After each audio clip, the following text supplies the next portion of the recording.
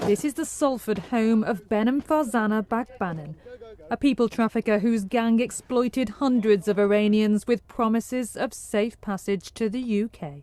They were a ruthless gang who exploited migrants for money. They offered an end-to-end pipeline from Iran through safe European countries to the United Kingdom. Our cameras joined immigration officers on Operation Cozy back in 2016, when Farzana Bagbanan's house was first raided. Inside, they found mobile phones, passports and bank cards used to book flights for undocumented asylum seekers.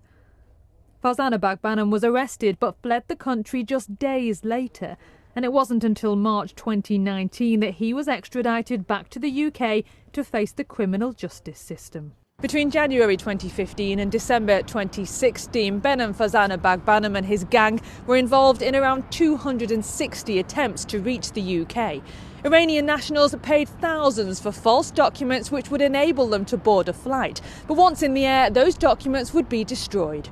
When they landed at airports like Manchester, they tried to claim asylum, but around half never actually made it through. They were paying for a premium service. They were paying around £12,000.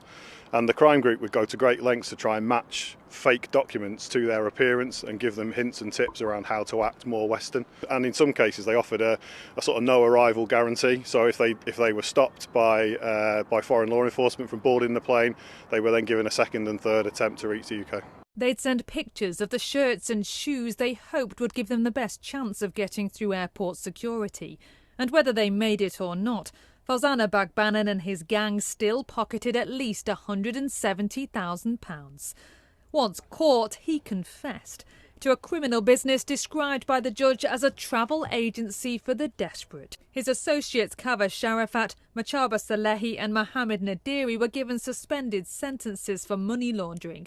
And their ringleader, a man who sought asylum himself when he arrived in the UK, will now spend the next 8.5 years behind bars. Amy Welch, ITV News.